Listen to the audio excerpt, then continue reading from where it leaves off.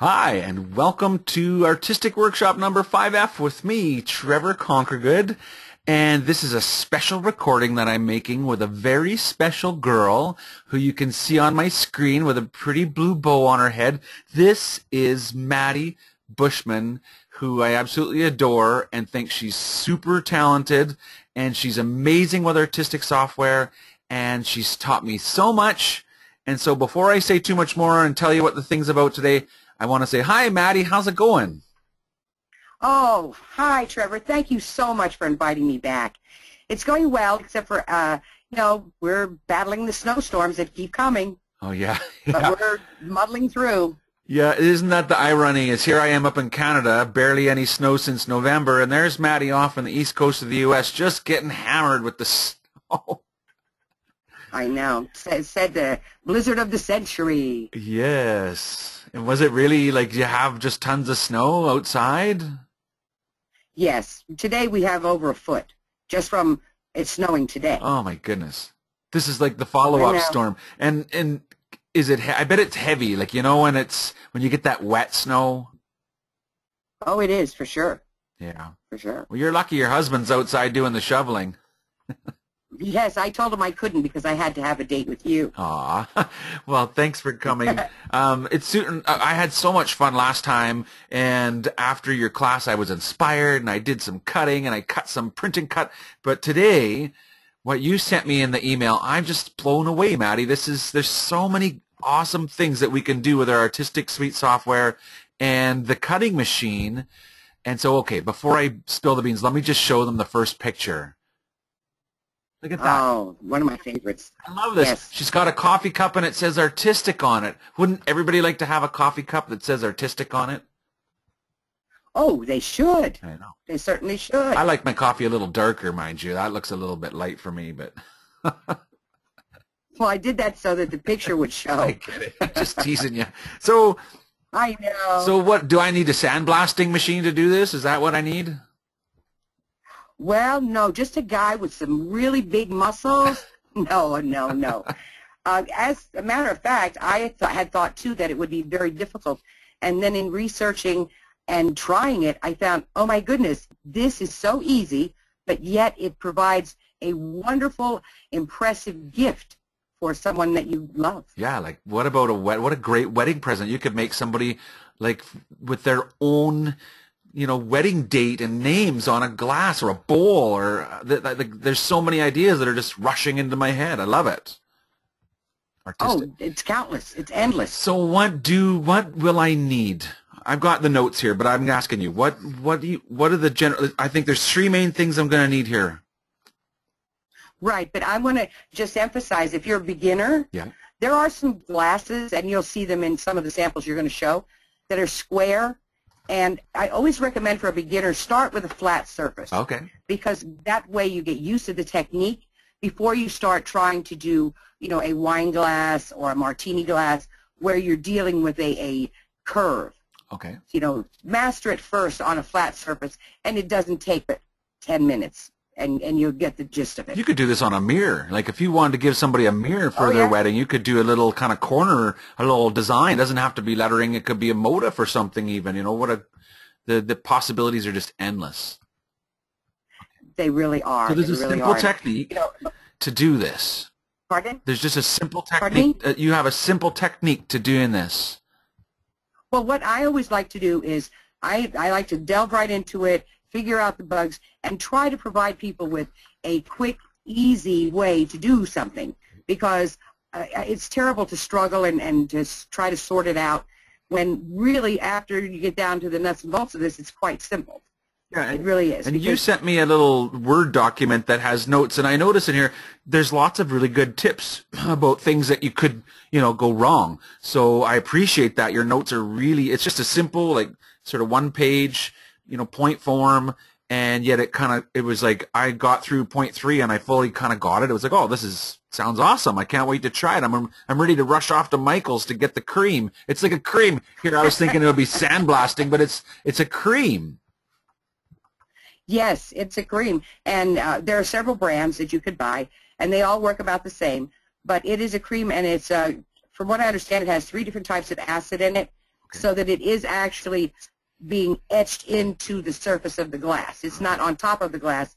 I guess it's kind of eating away at a little bit of it. Okay. But it is dishwasher safe after you've finished washing it thoroughly. Okay. So you can use your dishwasher afterwards. Once you apply it. Cool.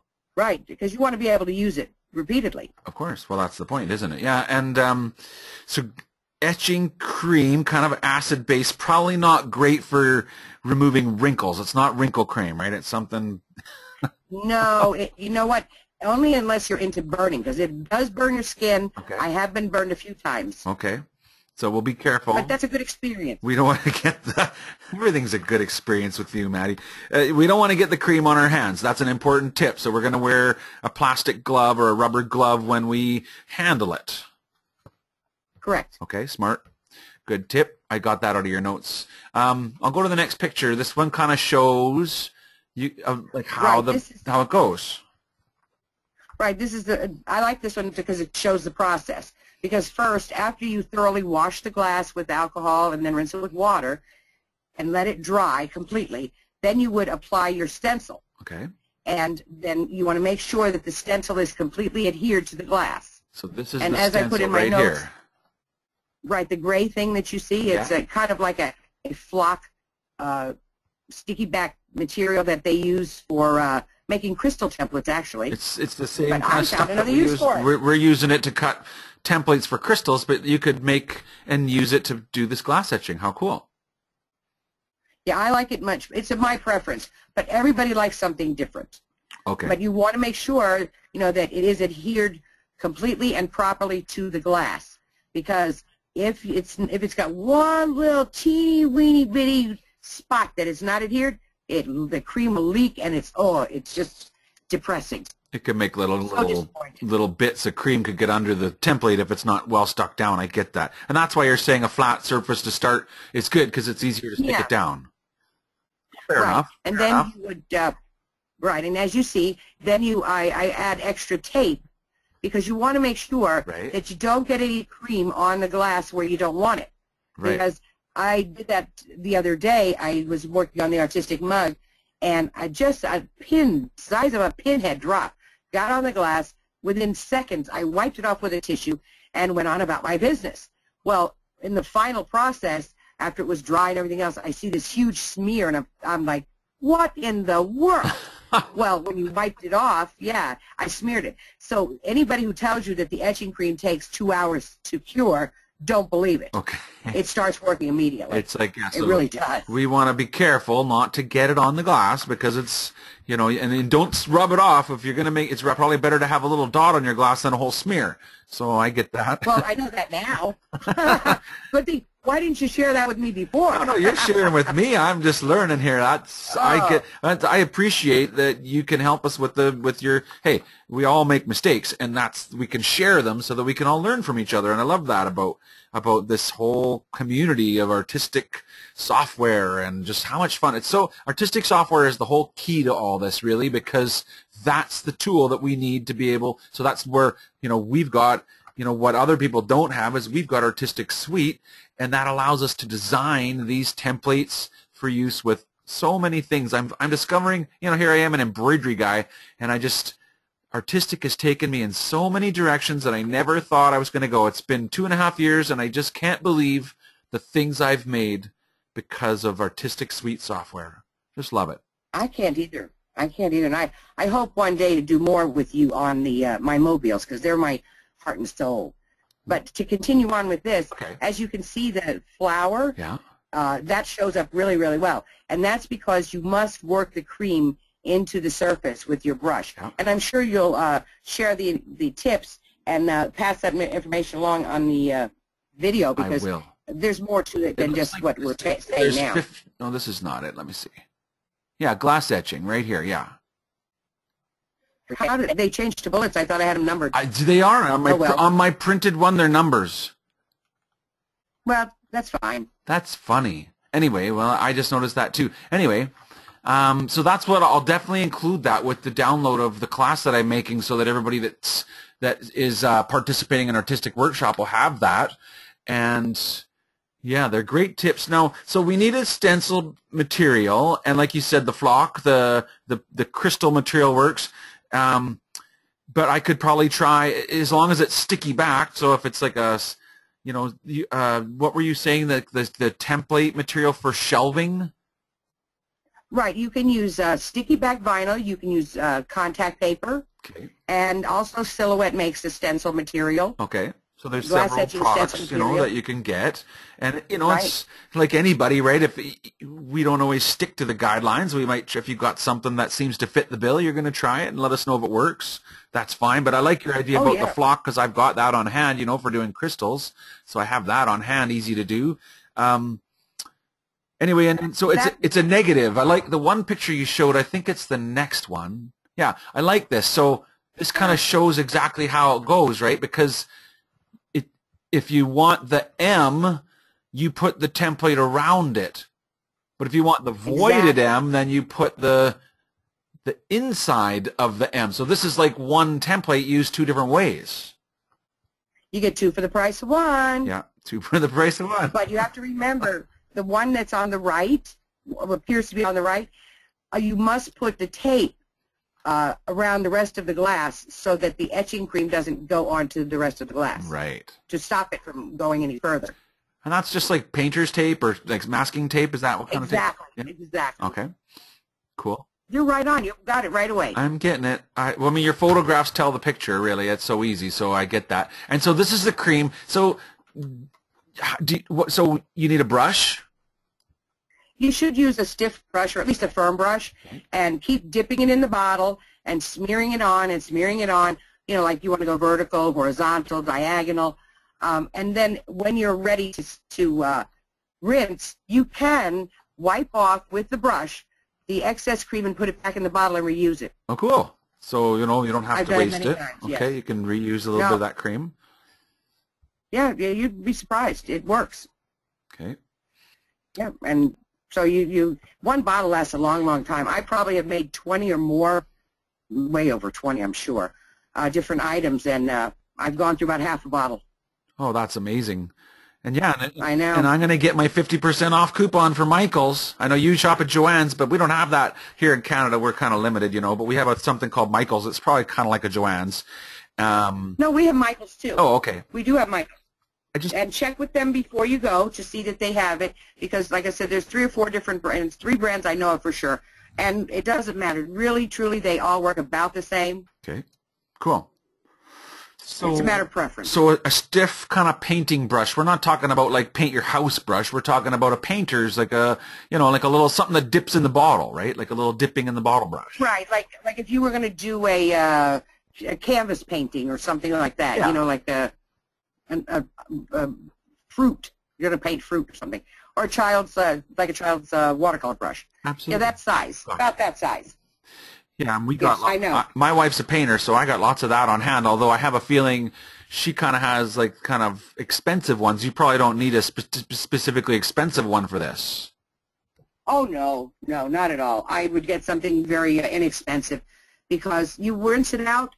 But remember, that is acid, and I have gone through you know, a couple of brushes, because all of a sudden the little metal part that holds the bristles is laying in the sink. I'm like, I got to get my glue and fix it. Gotcha. Yeah. Okay. Yeah, so don't buy an expensive one, but you want one just a little bit of firmness to it, so that you can really work the cream into the surface of the glass. Gotcha. And how long do you leave it on there for, or how long do you do that? Like, well, you know, that's something really funny, because one person will tell you, you must leave it on for 15 minutes. Then I watched another video from somebody, and it says, leave it on for 60 seconds. I'm like, well, which is it? You know what? It does start working immediately, but I like to work the cream into the glass for about 10 minutes. Okay. You know, because you got to keep going around, you know, up and down, sideways, and whatever. I do that for about 10 minutes. And that's ample time to get an even distribution of the cream on the surface. Okay. So then... Okay, so then you can kind of wipe off the excess with the brush, and then and then we need to clean it or get it off there. How do we do that? Right. Then you want to put your gloves on, and get a warm temperature on the faucet or the tap, whichever you call it, and rinse it off. as much as you can, and you want to rub it with your gloves, you know, to get it off. And then remove the stencil, and that's always fun because the stencil sticks to those gloves. Ooh, it's such a pain in the potato. Oh, yeah. And then you rip off the stencil stuff, and then you continue to rinse because there will be some residue, you know, where it was around the edges. And you rinse, and then you remove the gloves, and I usually rinse it again and keep rinsing it, and then set it aside to dry. Okay. But it doesn't look finished. Even though you've dried it with a paper towel or something, Yeah. it doesn't look finished yet, and you're like, oh, I'm so disappointed. Because remember, there's moisture in the crevices. Okay. Because it's etched and the acid has eaten at it, you know, just a little bit. Yeah. So when you set it aside for, maybe 15, 20 minutes, something like that, then it really dries, and you say, oh, I am just amazed at what a beautiful, sensational job I've done. Cool. So it doesn't, it just, and I tell you, 15 minutes, let it dry, and you're good. I can see that. Like everybody wants you know, you got to be almost kind of careful because the neighbors are going to be knocking on your door for favors. It's like awesome. Oh, and you know what? Family's the worst. That was when I put the first glass on Facebook. My family was Facebooking me and calling me and emailing me. I want one. I want one. I want one. Yeah, we want our own coffee mug. We want something special. Well, I mean, you know, and that's family's family, right? We don't mind doing favors for family. It depends on how big. I got a pretty small family. For me, it's not too hard. I got a small family, Maddie. I have a large family, so it was quite an undertaking. But I did it. You know what? It's a very, I don't want to downplay it. It is a very inexpensive gift. Yeah. But yet it is a treasure.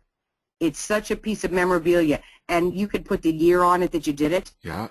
And give it so much more meaning. And just so many things. Teachers' gifts for school. Yeah. Wedding, birthday. And not just glasses. You know, not just glasses and wine glasses. Oh, Trevor, you can put them on the glass candles. You know, the candles that come in a glass. Oh, yeah, for sure.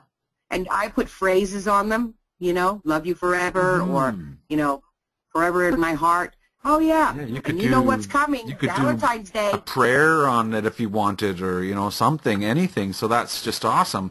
One thing you noticed in here, I don't think we talked about, was the importance of not touching. Like, you had to wash the glass with alcohol, right? Which I was thinking, you know what, like my best scotch or like a glass of beer. Use bourbon. No, yes, you want to rinse it off with rubbing alcohol. What'd you say, isopropyl alcohol? Yeah, you have that for cleaning my computer mouse sometimes when the little ball gets stucky in there. I can, you know, anyhow, yeah. So you want to rinse it off with that. Rinse it off with that, and then rinse again with warm water, and then do not touch the area that you want to etch with your hands. Okay. Again, you can stick your hand in the glass, but don't touch the outside of it, because our bodies have oils, and, you know, you never know what's on our hands, and it will affect the final result of the etching. Cool. So, yeah. Then you can wipe it dry with a paper towel, and then I usually let it set while I make my template. Perfect. And you just let it set aside until it's good and dry, and then cut your template, stick the template on there, and get your little paintbrush and dip it in the cream and rub it all on there, and ta-da, you made this for Mary. Is that for Mary? Did you make that for Mary that I know, Mary Carollo? Yes, it is. Yes, I did. The wonderful Mary Carollo from Show Me America. You and Mary are the funnest of all the educators, I'm sure. Absolutely. Well, thank you for that compliment. I appreciate it. Well, I'd like to think we are. I can't wait to see you again. I know I certainly owe you a couple of drinks for all of the wonderful tips you gave me, so maybe I'll have to make a special etched glass to have it out of now. I tell you, once you try it, Trevor, you're a goner. Yeah. You'll be a goner. So did you make this for one of the sewing stores that you were teaching at? Right. I was just teaching glass etching at one of the stores, and you heard how long it takes to make it. So I said, oh, you know what? I'll make this for them for the store. Well, you would have thought I gave them a bag of 50s. They went nuts over it. That's awesome. Yeah, they thought that was the greatest. That's really good. Right, and it looks really good. And I love the idea of square glass, how easy. And I've got some, I'm pretty sure in my cupboard I've got some square glasses with nothing on them. I'm all ready to go here. You are. You just got to run to Michael's and get your cream. Yeah. And then look at this. So you can do curved glasses. You're just saying that you need to have a little bit of experience so that you can make sure that you don't get that your template is nice and flat, or is not flat. It rounds, I guess, with the glass, and it doesn't have any bubbles in it. Right. Flat is right because it must adhere completely to the glass, and that's why that flock stuff, I like it because you don't ever have to reposition it. When you use like contact paper or something like that, you get a bubble or crinkle in it, you have to pick it back up and reposition it. So then you're asking for, you know, a little bit of trouble. And I don't want to reposition it. Once I put it on, I want it on. Now that I see the colored glass, it kind of reminds me, my mom loves to collect glass. Like, she's got all kinds of glassware, glass bowls. You know, a lot of them are kind of ornate, fancy things, but what a great, next Christmas, my mom's getting one of those fancy bowls, but I'm going to personalize it for her. That's something that I just can't wait to do now. Well, and there's another thing I had on about Christmas time. I'm not recommending it, but I'm just letting you know about it. There's some, it's called rub and buff, but it's putting gold or silver onto the glass, and it just goes into where the glass etching is. You rub it on, and then the excess comes off, right off. But you can, like you said before, doing a motif or a swirly or something like that, you can really make something look like it has gold leaf on it. Wow. How cool is that? Yeah, because especially if it's not something that's going to be kind of washed, like my mom's bowls, like they don't get gone through the dishwasher, so I could probably do that. Like add, like you say, gold. Dishwasher safe. It is dishwasher safe, from what I understand. So you can run it in the dishwasher afterwards. That's fair enough. Well, I can't thank you enough, Maddie. Really, thank you 10 million times for all of your inspiration and knowledge, because I really appreciate it. I do. I'm going to put this video on YouTube. The last one was so much fun, and I couldn't wait to try the print and cut, which I made. I don't know if you saw. I made a couple cute things afterwards. I cut myself out an MC11,000 or an MC11. I cut myself out an MC15,000, and I put it out here. It's on my, I have to have one of these someday list. And so I needed to have one. I could have it right here by my computer so that I'm always, so you know what it's like when you want something, you just have to focus on it and think about it, and it comes true. So. Oh, for sure. For sure. Anyhow, I know there's I'm sure I'm going to see you at very least at Genome Institute this year, so I look forward to that. Me too. Me too. We'll have lots of fun. Oh, yeah. You're so generous to have me on your webinar. I mean, I can't thank you enough because it's such an honor and a pleasure. Oh, thank you. To me, it's the opposite. I think it's an honor for me to have you, and I just appreciate it till no end. So I guess it's a win-win. Anyway, thank you, Maddie. I know that you're dealing with a snowstorm. I'll let you go. I want you to. Oh, I'm sorry. Go ahead. No, you go. I was just going to let you go about the snow. I said you got to deal with the snowstorm. I got to get back to work. But let me tell you, I want to see pictures of the glasses that you etch. Deal. You bet. I promise. Post them, because people love to see them, and you give people great ideas because you are so talented, and you need to share that more often. Well, thank you very much. I will send you pictures, and I will put them on my Facebook page so that everybody else can see them too. And yeah, anyway, fun video. Thanks for your time today, and I thank you, and cheers. See you soon. Bye-bye, Maddie. Okay, thanks. Bye-bye now.